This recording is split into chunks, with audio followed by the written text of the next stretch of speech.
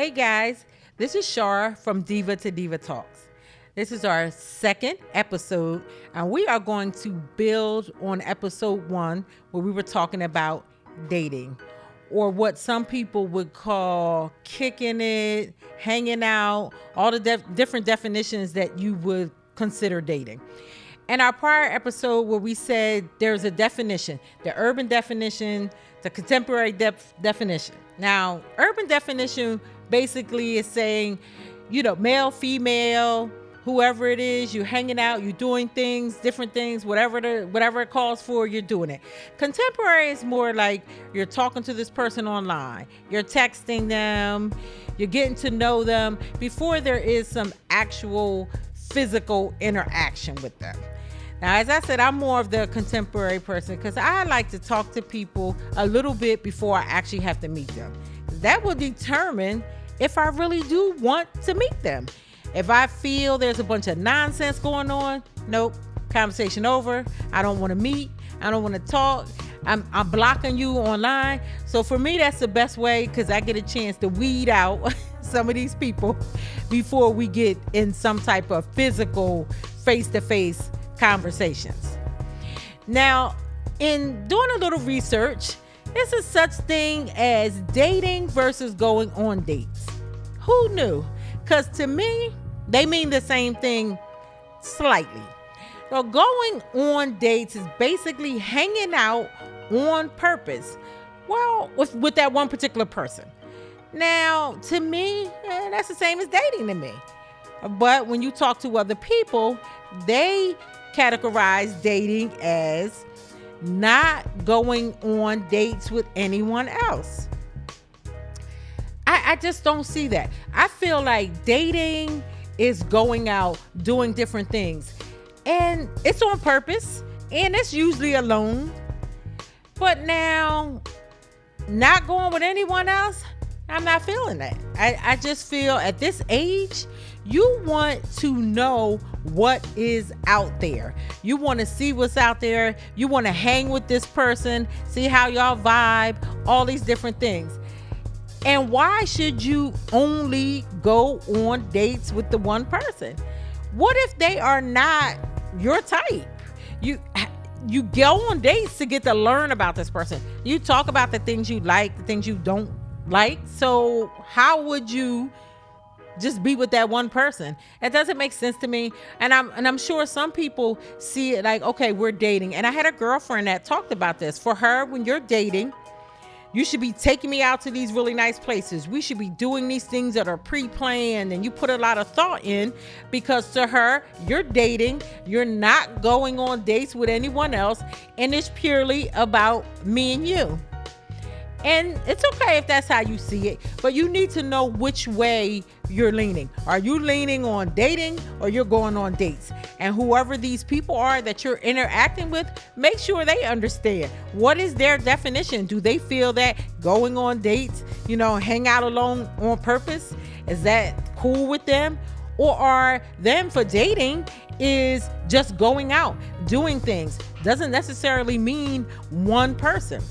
Now, exclusivity to me, if I'm dating you and the definition that they're using and I'm not going out with anyone else, that sort of means that we're exclusive. But does the other person really know that you're exclusive? Or do they think they're exclusive with you? And all these things make a difference. Right now, you could go out with a person, many, many dates with this person, and you feel like we're dating. And they feel like we're going on dates.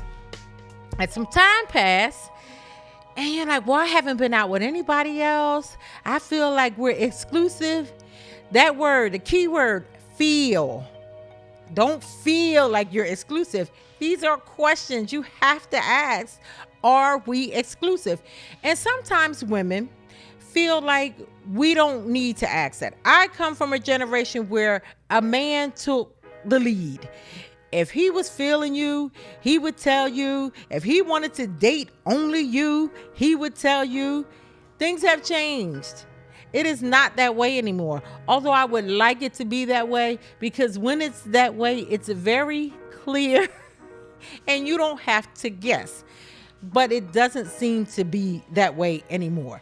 So men, women, you need to find out, does a person see you with them exclusive?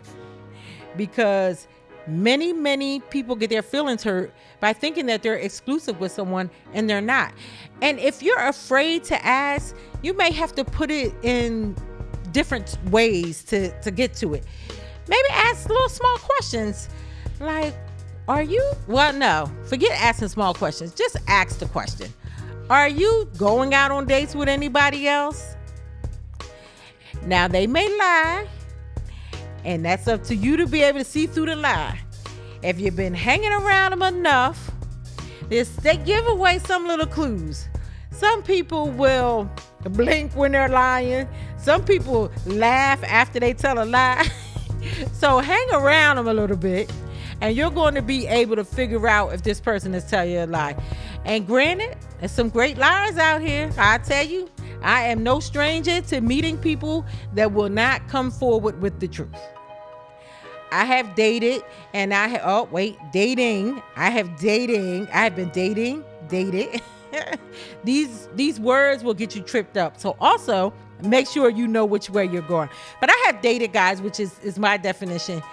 And I've asked the question clearly, because I'm a black or white type person. There's usually no gray with me. It's either this or it's that.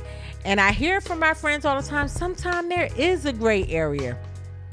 I haven't found it, and I'm still looking for it, but I'm open to change and I'm open to compromise. But for me, it's just black and white, this or that. And so when I ask the question, are we exclusive? I've gotten yes many times. And it was not true. That person said we're exclusive, and somewhere down the line, something came up or showed that they weren't, and I was a little mad, and I felt like I needed to let them know that if I asked the question, be truthful with me. That's another thing. If you want to know if a person is exclusive, you ask the question, or you're the person that the question is being asked to. Be truthful, because I don't feel that you need to lie about it. Lying about it does what? It holds up the process. It's that thing, I want to have my cake and eat it too. So while you're out here doing all these other things, you want this person to be over here and you want them to be exclusive to you so that you can be doing all these other things. Ladies, let me tell you, be real clear. And I personally am not going to be exclusive with a person unless there is a conversation. I'm not in the back of my mind, he's done all these things. Oh, he calls me baby, or I get a good morning text. You know, some people do the good morning text and they got 5 people in the group. You just don't know. You think that you're the one that they're saying good morning to. Now, you may be. I'm not saying that does not happen, because it's a wonderful thing to wake up in the morning and have a good morning text. I'm not saying that. But what I am saying is be very clear and make sure that when someone says they're exclusive, they mean it. If they tell you from the beginning that they're not sure, they just want to see how things go, they're testing out the waters, let them test the waters. But don't you sit over here and put your all into this person while they're testing out the waters. Remain neutral, and don't let anything they do get in your head and make you feel like you're the one until there is some conversation about it. And there are men that won't ever say that you're the one.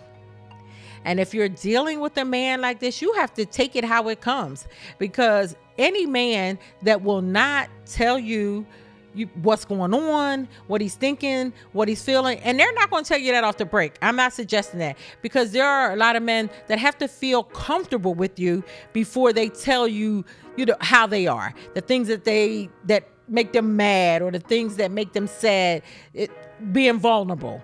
A lot of men are going to be vulnerable until they're comfortable with you, and that's okay. But some of the key things, like knowing if you're exclusive, if they don't want to tell you that, then you need to not walk on eggshells, but you need to make sure that you are seeking other dates and going and dating other people until one of the people says that they're okay with being exclusive. And it's only if you want to be exclusive. You may not want that. I remember a older couple, and he lived in his home, she lived in her home. They would go out, they would hang out. Whenever one person wanted to do something, they'd call the other person, and it worked for them. And there was no talk about, is it just me and you?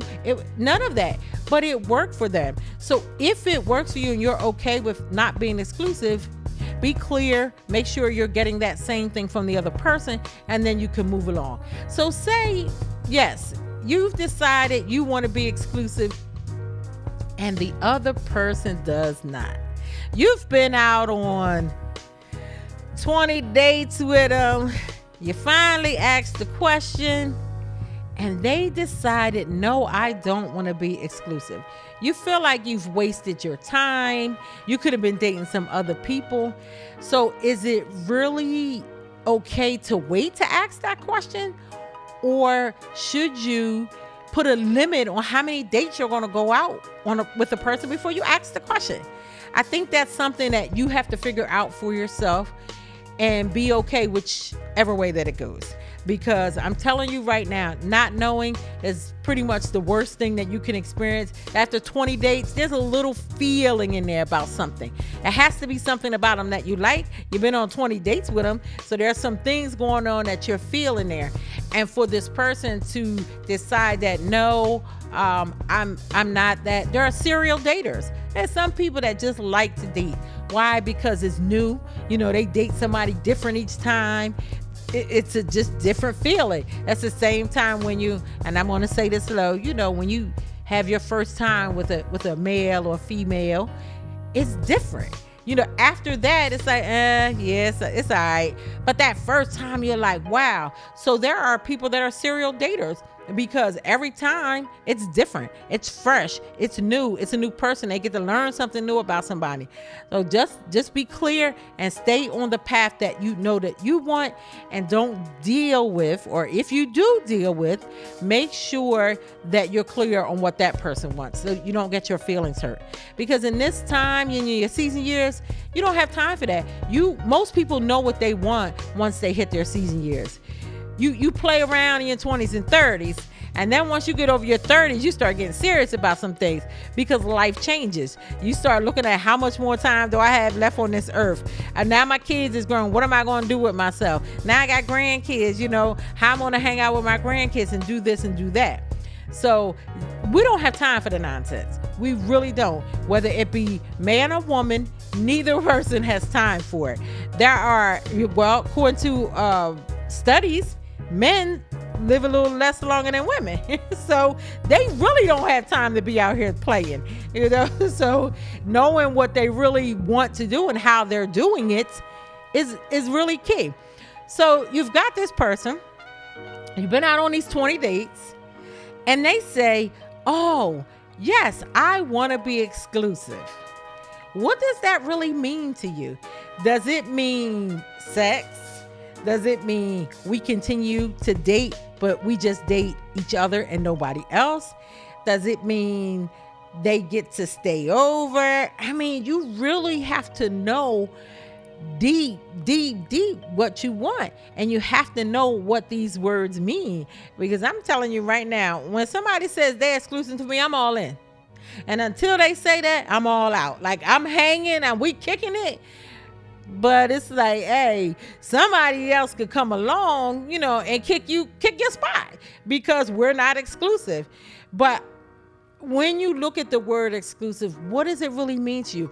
Leave some comments for us on what exclusivity means to you. For me, it's like, now, my love language is coffee, right? And if you know me, you know that I love coffee, and Starbucks, I love Starbucks.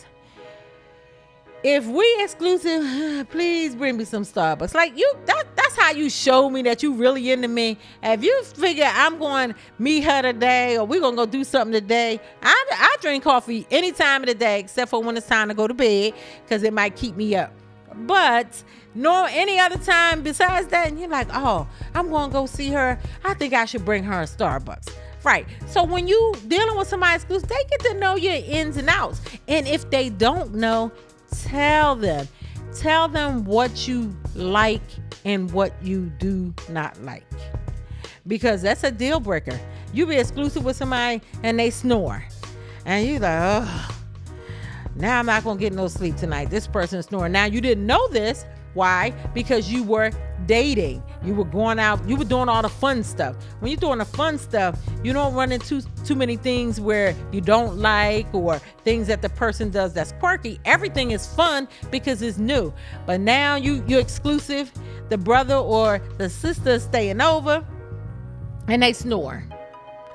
Or in the morning, right? You like to get up early. They like to sleep in. You can have these little small conversations when you're dating, but some people feel like that's going too deep. And when you're dating and talking about different things, that's going too deep because they're like, well, I don't even know if we ever going to sleep together or if you ever coming over my house. So therefore, we're not talking about too many things, but try to slide some of those things in. I'm telling you right now, if you have these conversations when you're out dating, if I know that a brother snores, I gotta really, really like this brother because I'm saying I'm a sacrifice a little bit of sleep because I know that I'm a person that likes it quiet and I like it dark, and those are my best sleeping times.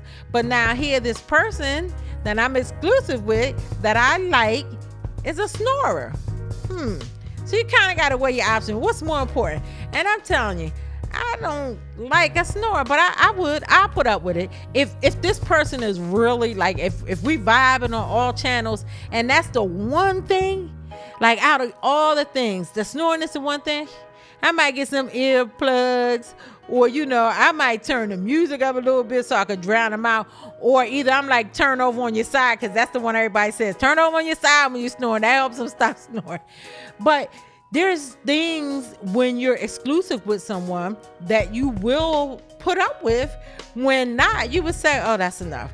We talked about people chewing. Somebody chewing with their mouth open, right? That could be a big thing for you.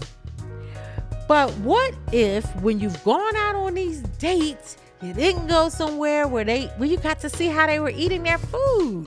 You didn't see that they was chomping with their mouth open. And now you're at the house because y'all exclusive. They came over and chomping with all the food in their mouth. And you sitting there cringing like, wait, now we exclusive. And out of all these other nice people that I've been going on dates with, and here I am with this chomper. And this is something that I got to deal with. Again, small conversation. Pay attention to little things before you become exclusive with someone. You're exclusive now. You're liking them. You're vibing with them. Yeah, some quirky things, or him or her. Some quirky things going on here. Not something that you can't handle. So then what happens? Relationship? In your season years, are you really wanting a relationship? When you've been by yourself for a really long time, once you become of a certain age, you get settled. You like things how you like them. You come home and you can kick your shoes off where they are. If you didn't do the dishes till tomorrow morning, it's okay. If you got out your bed and didn't make your bed, it's okay. But if you're in this relationship and now it factors this other person in, would you really want that? I'm the type of person, if I come in the house and you move one thing, I don't care if it's 10 things on the floor and they all on top of each other, and you move one. The first thing I'm saying, oh, somebody moved this, because I remember how I left things. But that's a drawback of living alone. Also, when you live alone, when somebody's in your space too long, in your mind, you're like, when are they going home? Now, you can like them. I mean, you vibing, but sometimes you're still like, when they going home? Why? Because you used to being in your space. by yourself. You're used to doing whatever you want, whenever you want. And so if you transition to a relationship, that is huge. You're going to go into a big transition and you're like, oh my, like, am I ready for this? You have to know if you're ready for that. You have to know if you want to compromise. There's that big thing, my way or the highway. Well, if it's your way or the highway and this person isn't okay with your way, then they're going to be on the highway and you're going to be with nobody. And if you're okay with nobody, that's great. Not knocking it. Now, I'm not okay with nobody because I just don't believe that we were put on this earth to be by ourselves. And there are people that will say, oh, I'm all right by myself. I love it. Well, good for them. And I don't know if they're trying to convince me or they're trying to convince themselves. But I just don't believe, and it's my personal preference, my personal beliefs, that we were put on this earth to be alone. There, a helpmate. We need a helpmate, you know? Adam and Eve, and all those people that go into, well, I'm not religious, whatever. You've heard of Adam and Eve, okay? So Adam was here, Eve was a helpmate. What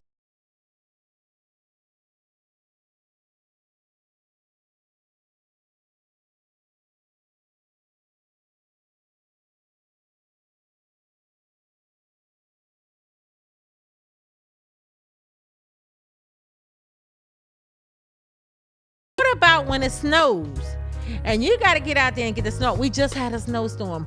The snow sat on my car for like 4 days because I didn't want to do it. A helpmate. Now, if there was a fella, I would say, come help me get this snow off my car. You know, so I just feel like we're here to have a helpmate. We're here to have another person. So, for some of you, no, but for me, yes. So when you get these helpmates or think about having these helpmates, you really have to think about what transition, what compromise you are willing to deal with. I don't want to be sitting on my porch rocking by myself. And for all those, I'm not going to be in no rocking chair. But everybody has to slow down at some time. You think you don't? I never thought I would be slowing down, but here we are, and I'm a little slower than I was 2 years ago. So, but just things you don't want to do by yourself. You go into the movies. I can go to the movies by myself, and I've done it many times. But I'm overdoing that many times by myself. So if those are things that are like bothering you, if you're saying, yeah, I've been doing this for a long time, and I feel like this is tiresome. Where's my little helpmate? Not little. I say little to everybody. So if you're listening to this podcast, you will hear it over and over. Everybody's little. And they could be 7 feet tall. I just say little. It's just my thing. So you're like, where's my little helpmate? And, somebody to get the garbage. Somebody here to help get the snow off. And in turn, maybe you feel like you want to cook your little helpmate a meal. I'm sure that person would appreciate it, because what if they've been by themselves and they getting takeout at home? And now they got this young lady and they're like, ooh, I'm getting me a home cooked meal. This is nice, right? So don't, just throw a whole relationship thing to the side because you done had some frogs, because we're going to kiss many frogs before we get a prince, and just be open to it, because relationships are a good thing when they work. And if you see that you're heading in that direction and it isn't working, get out. There's a whole lot of men out here. Ugh, I shouldn't have said that, because they say there's a shortage.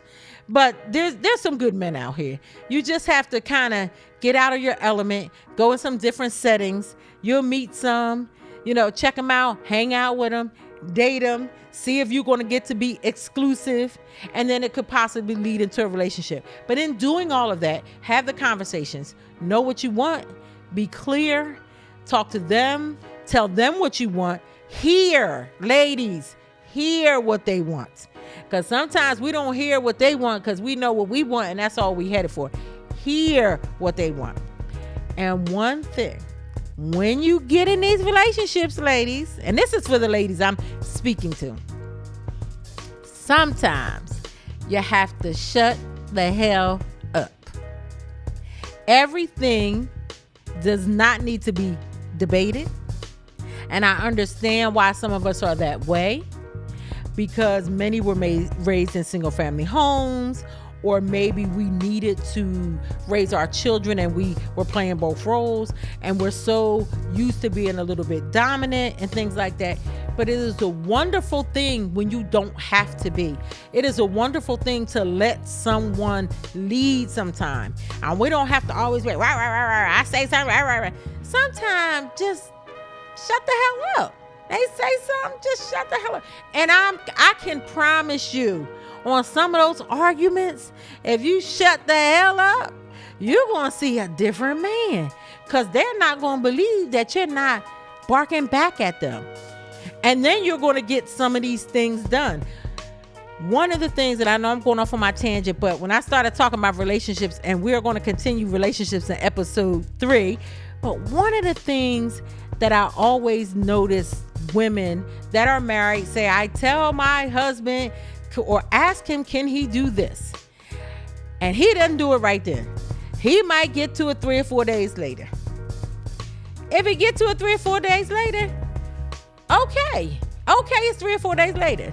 If it's something that can't wait 3 or 4 days, which most things can, we just have an issue because we want him to do it when we want it, then you say to him, babe, I need this done in a day for this reason, or this is happening, so I need you to do this. If you do that, he'll understand, all right, this is different than all these other things. Let me make it a priority. Let me get it done for her. And then those other things will come. So be all right with that, ladies. They don't have to jump. It's okay. If it's 4 days from now, just because you want it now, okay, you just didn't get it when you want it. So be okay if they don't jump right on whatever it is you need, and learn how to shut the hell up sometime. I'm going to be saying that on all of my podcasts because I want us women to get it. And I'm telling you that because I have learned that in my season years. I was a bark back. You're not going to tell me this, that I got. But I have learned in my season years what it has gotten me. I have learned to sometimes just say, okay, I understand. You know, when men say to their girlfriends or their wives, yes, dear, because they understand that if they say yes, dear, you're probably going to be quiet because you don't have anything else to argue about or fight with or go back with. So if you use the reverse psychology and shut the hell up, you might get the same thing. So you have to, you got to do what they do back on them, but in a different way, and you will see the results. I promise you. So with that, I want to say thank you for joining us.